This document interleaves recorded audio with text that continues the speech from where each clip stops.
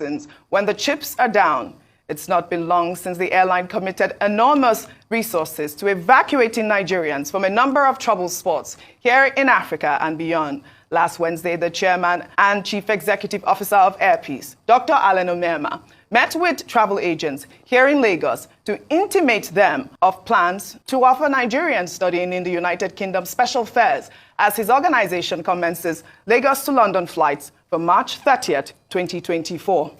Dr. Alan Onyema, a lawyer, chairman, and CEO of airpeace, joins us now to elaborate on those plans. Well, at last, London is about to happen. When is the D-Day? I know we said March 30th. And why has it taken so long to come? In the past, you were quoted as saying that it would be London Heathrow or nothing. But now you're going to London Gatwick. What happened? I said so in the past. I said it was either London Heathrow or nothing. Because the BASA we signed with the UK is this. You give me your primary airports, I give you our own primary airports.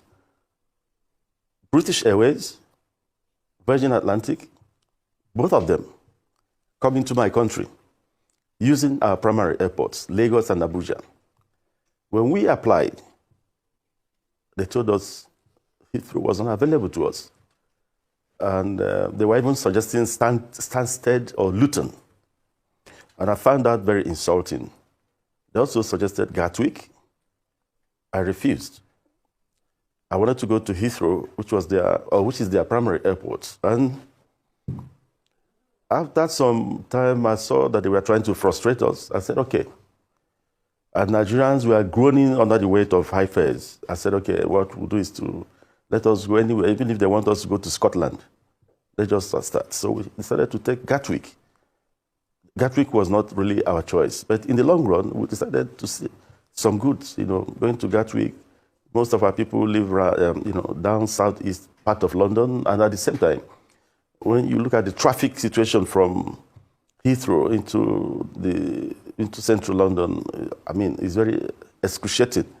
But from Gatwick, they allotted the south terminal to airpeace. And when you get to the south terminal, you get out of immigration, take your luggage, you walk into the Gatwick Express train within 3 minutes. And that will take you to Victoria, right into central London. So from the south terminal, you have access to tube, you have access to national rail, you have access to the road transport to other parts of the UK. So Gatwick has turned out to even be better at the end of the day for us. That is why we took that Gatwick. That's a good one, Dr. Onyema, and congratulations. At this time, I'm sure that many Nigerians will be pleased to know that there will be a local, a Nigerian carrier traveling to London directly. But tell us more about the details of this Gatwick project where you'll be landing. How many days a week will you be flying to London? What time of the day were you allotted? Or time of the night, leaving Lagos and landing in London? And more importantly, what will airpeace do differently this time around? Given that Lagos-London for Nigerian flights are not totally new. We know what happened to Air Nigeria Food. It used to be Gatwick too. We know what happened to Arik, to Bellevue, to Medview. Have you learned lessons about why they couldn't sustain that route? And what will you do differently? First of all, let me talk about Gatwick. Like I said earlier, the traffic out of Gatwick into central London is better than going through Heathrow. Of course, our schedule, remember, when we now chose Gatwick, the first thing they told us that there were no slots in Gatwick. The same Gatwick they suggested to us. They told us that there were no slots. It's international aeropolitics. They want to protect their own. And we were to start operations actually on December 22nd, but they frustrated us, made sure we didn't start last year. We wanted to start in January. We were frustrated. They were giving up slots that you cannot even understand. Today they give you, it was ad hoc slots. You travel today, on Monday, maybe 2 p.m., Tuesday, 1 a.m., Wednesday, 10 o'clock in the morning. I've never seen anything like that. it was laughable, at the same time very annoying. But we trudged on, and at the time, we had to invite the Minister of Aviation into it. And luckily, he too traveled to London with us and the NCAA DG to let them know that Nigeria would retaliate if they continue doing this. And I have to thank Festus Keyamo for doing that. So we went there, then they changed a little bit, and now gave us 12:30 a.m. in the morning for departure out of Nigeria. We wanted to depart even if it's a minute before midnight, but they refused. When you are given 12:30 a.m., it's very confusing at times. So somebody who wants to travel on a Friday after work, when he gets to the website, he sees 12:30 a.m. Oh, he will say, oh, airpeace flight on Friday is early hours in the morning. I just wanted to do my job at the end of the day before going to London. But airpeace is going 12:30 a.m. The truth is, it's equally good. If you want to travel on a Friday, you don't need to travel 12:30 a.m. You travel on Saturday, the same 12:30 a.m. It means you leave your house the same Friday night, around maybe 11 o'clock in the night, you go to the airport on Friday to check in. You will still arrive London the same Saturday morning like someone who left on Friday, before midnight. You're leaving after midnight, 30 minutes after midnight. All these things are intended to confuse, but we're going to educate Nigerians about it. It's the same thing. It's the same thing, one and the same thing. So, and about frequencies, is daily flights. We're going to do daily flights into London. Besides our 3 777s, we are bringing in 3 Dreamliners, brand new Dreamliners, to join the fray. We are going to do something different, exceptionally different. The competition is going to be massive and explosive. Nigerians will see something they've never seen before. Because if you are not prepared for this kind of fray, you get yourself burned. They're waiting for us. We know they're waiting for us. We are going to give them the best. They came here, they audited the airpeace. What they saw, they couldn't believe it. They thought we couldn't pass the TCO, but we passed it because our safety standards in airpeace is of universal acclaim. Airpeace has gotten IOSA right from the second year of operation unheard of. And we've maintained that IOSA certification. We've gotten it 6 other times. So when they came here to audit us, what they thought they could see to make them reject us, they didn't see it. They went back and issued that TCO approval. The same way we are prepared, the capacity is there to give Nigerians a massive difference. And of course, the penchant for Nigerians to always everything foreign. You see some people, oh, how did you go to Dubai? Oh, I flew. They start mentioning Emirates, they start mentioning... The fact is that the same aircraft, the same 777 Emirates uses is what airpeace uses. But over time, in this country, we tend to embrace everything foreign. If they see foreign water, better. Even if that water was recycled from the septic tanks. So, but this time around, it's hitting everybody hard. We are here to provide the difference, make it affordable for people, make it seamless with respect. Respect. It's going to be a different ballgame. Like you asked, what are we going to do differently? It starts with the equipment we are going to use. It starts with the capacity we want to bring into the market, the ambience, everything you can think of. We have them.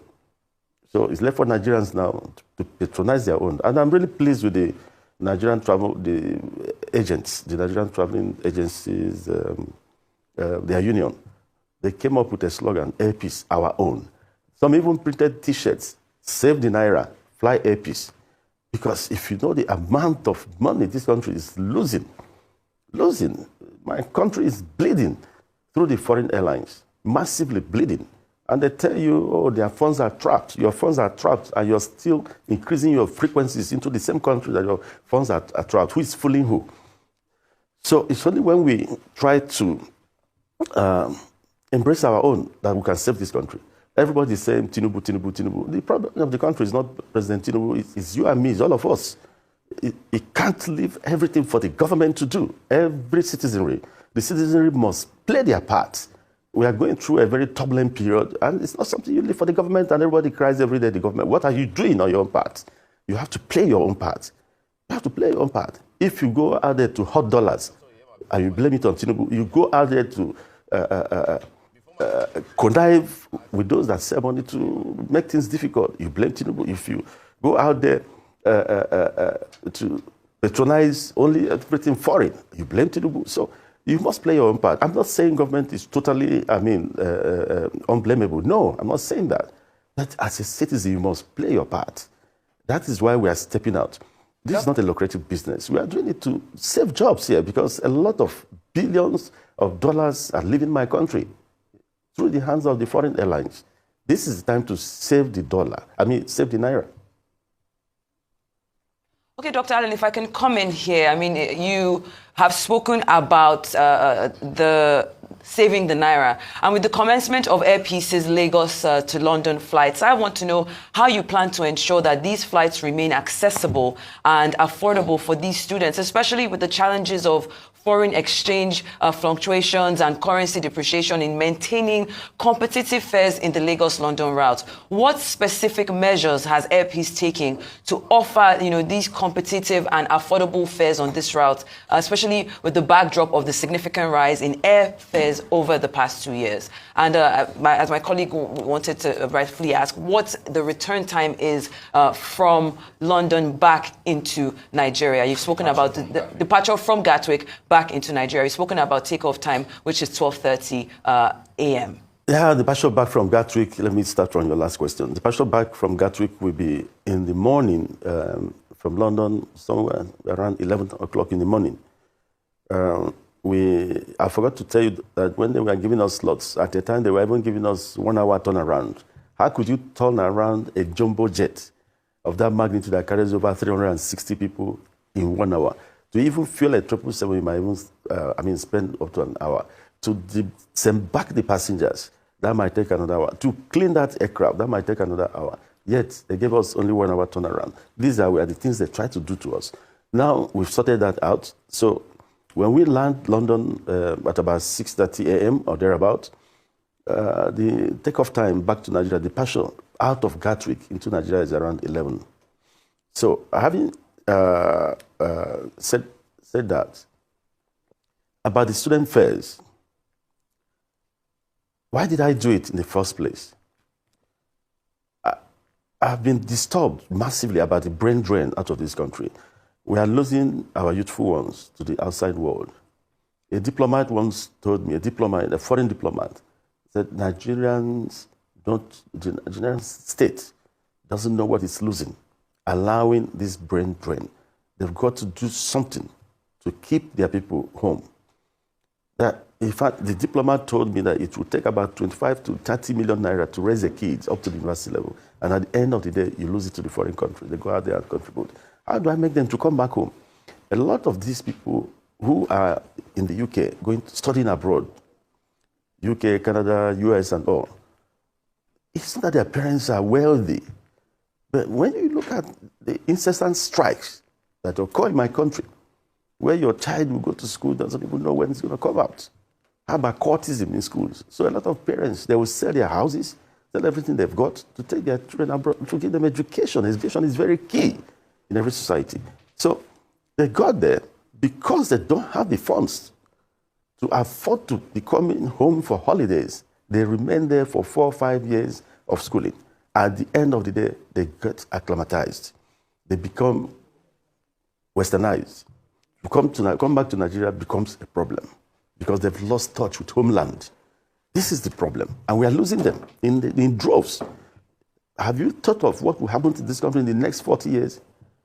This population you're talking about will be depleted. What will be left here will be old men.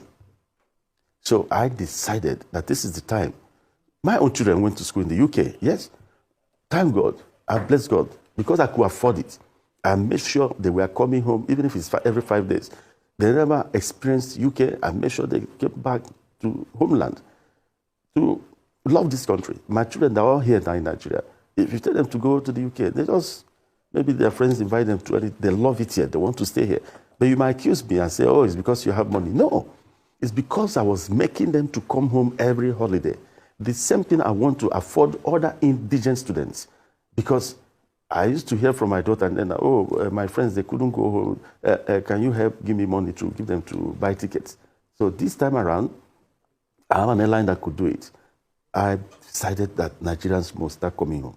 The students, we are going to put measures in place to make sure that this particular subsidy sort of is not abused. I want to do it for my nation. I love this country. People, these children must come home. They would like to come home. By the time they continue coming home frequently, when they finish, they want to come here to help to develop the country.